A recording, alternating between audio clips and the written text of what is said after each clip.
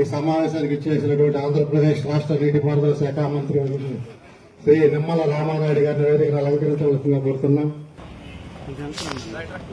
జరుగుతుంది. ఒకసారి నుంచి ఈ సమావేశానికి ఇచ్చేసిన అలానే నీటిపారుదల శాఖ మంత్రి సోదరులు నిమ్మల రామానాయుడు గారు, ఆయన గురించి చెప్పే పని లేదు. నేను ఇందాకే చెప్తా ఉన్నా, నీతో పోటీ పడడం చాలా కష్టం మాకని. ఎందుకంటే ఆయనకి ఎన్ని రకరకాల దేవుడికి ఎన్ని అవతారాలు ఉంటే మనం చూస్తాం, దశావతారాలు మాత్రమే. మా రామానాయుడు రోజుకు ఒక అవతారంలో నియోజకవర్గంలో ప్రజలతో కలిసిపోయి పనిచేస్తూ ఉంటారు. ఏదైతే ఆంధ్రప్రదేశ్ రాష్ట్ర రాజధాని అమరావతి అంటే ఒక ప్రపంచ స్థాయి రాజధానిగా చంద్రబాబు నాయుడు గారు తీర్చిదిద్దాలనేటువంటి ఆలోచనకు కారణం విడిపోయినటువంటి యొక్క నవ్యాంధ్రప్రదేశ్ రాష్ట్రం అంతా కూడా వ్యవసాయకమైనటువంటి రాష్ట్రం, సముద్ర తీరంతో నిండినటువంటి రాష్ట్రం.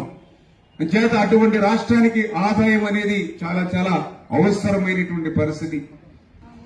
ప్రభుత్వం కంటిన్యూ అయ్యి ఉంటాయి. ఎందుకంటే అధికార మార్పిడి అనేది చంద్రబాబు నాయుడు గారు ముఖ్యమంత్రిగా ఉంటే అది అభివృద్ధి వైపు పోయింది. అధికార మార్పిడి అనేది జగన్మోహన్ రెడ్డి వస్తే అది విధ్వంసం వైపుకు పోయినటువంటి పరిస్థితి. అటువంటి స్థితిలో అమరావతి మీద, రాజధాని మీద కక్షతో 5 సంవత్సరాలు ఈ రాష్ట్రాన్ని అధోగతి పాలు చేసి, అందులో కూడా మనం చూస్తాం రాజధాని రైతులు పోరాటం ఇవాళ మనందరికీ ఒక స్ఫూర్తి. అందులో కూడా మహిళలు ఎప్పుడు కూడా ఇంటి నుండి బయటికి రానిటువంటి మహిళలు కూడా ఆ రోజు రాజధాని పోరాటంలో ముందుండి ఒక ఝాన్సీ లక్ష్మీబాయిలా మరి ముందుండి పోరాడినటువంటి ఎంతో మహిళల్ని మనందరం కూడా చూసాం. అటువంటి మహిళల మీద విచ్చలవిడిగా లాఠీ చార్జీ చేయడం, మహిళలని కూడా చూడకుండా బూట్ కాళ్ళతో ఆ రోజు తన్నడం గాని, అటువంటి రాక్షసమైనటువంటి పాలనకు, అటువంటి నియంతృత్వమైనటువంటి పాలనకు చరమగీతం పాడి మళ్లీ ఈ రోజు ఒక ప్రజా పరిపాలన అధికారంలోకి వచ్చాం. అందుకే మళ్లీ ఆ రాజధాని అమరావతిని పునర్నిర్మాణం చేసేటువంటి దిశగా ఈవేళ ప్రధానమంత్రి గారి యొక్క సహకారంతో, ఎందుకంటే ఈ రాష్ట్రం ఇబ్బందుల్లో ఉంది, కష్టంలో ఉంది. 5 సంవత్సరాల వైసీపీ పాలనలో ఆంధ్రప్రదేశ్ రాష్ట్ర ఆర్థిక పరిస్థితి అత్యంత దయానీయంగా 14 లక్షల కోట్ల అప్పు మన నెత్తి మీద పెట్టినటువంటి స్థితి. ఈవేళ నిజంగా అప్పు మీకు పంచితే ఒక్కొక్కరికి 2,40,000 వస్తుంది. 4 సభ్యులుంటే 9,60,000 వస్తుంది అప్పు ఇది ఒక్కొక్క ఇంటికి. కానీ ఆ భారం మీ మీద పడకుండా ఈవేళ చంద్రబాబు నాయుడు గారు, పవన్ కళ్యాణ్ గారు, ఇంకొక పక్కన నరేంద్ర మోడీ గారు వాళ్ళు భరిస్తూ ఈవేళ ఆంధ్రప్రదేశ్ రాష్ట్రాన్ని మళ్లీ సవాళ్లన్నింటినీ ఎదుర్కొంటూ ఈవేళ ముందుకు తీసుకెళ్తున్నటువంటి పరిస్థితి.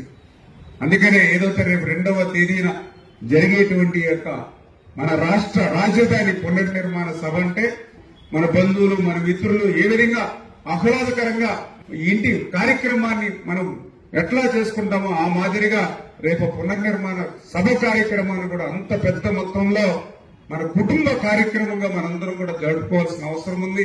అంచేత ఈ పెదకాకాని మండలం నుంచి పెద్ద ఎత్తున భాగస్వాములు అయ్యేటువంటి విధంగా, అదేవిధంగా ఏదైతే పొన్నూరు మండలం, పొన్నూరు టౌన్, చేబ్రోలు మనందరూ కూడా భాగస్వాములు చేసుకుని క్రింది స్థాయి నుంచి పై ఎమ్మెల్యే స్థాయి వరకు కూడా ఒక పటిష్టమైనటువంటి నిర్మాణం తెలుగుదేశం పార్టీలో ఉంది. కాబట్టి ఖచ్చితంగా అందరూ కూడా బాధ్యత వహించి, అంటే ఈవేళ ఒక 15,000 మంది మన పొన్నూరు నియోజకవర్గం నుంచి ఆ యొక్క సభలో భాగస్వాములు అవ్వాలని వీటన్నిటినీ కూడా దృష్టిలో పెట్టుకుని ఆ నరేంద్ర మోడీ గారి జీవితంలో ఇంత మహాసభ, పెద్ద సభ ఆంధ్రప్రదేశ్ రాష్ట్రంలో చూసేటువంటి ఒక తృప్తిని ఇచ్చేటువంటి విధంగా భవిష్యత్తులో ఆయన యొక్క సహకారాన్ని మరింత ఆంధ్రప్రదేశ్ రాష్ట్రాన్ని అందుకునేటువంటి విధంగా ఆ సభ జరగాలి. ఆ సభలో మన పొన్నూరు నియోజకవర్గం నుంచి కూడా ఆ మాదిరి ప్రాతినిధ్యం ఉండాలి.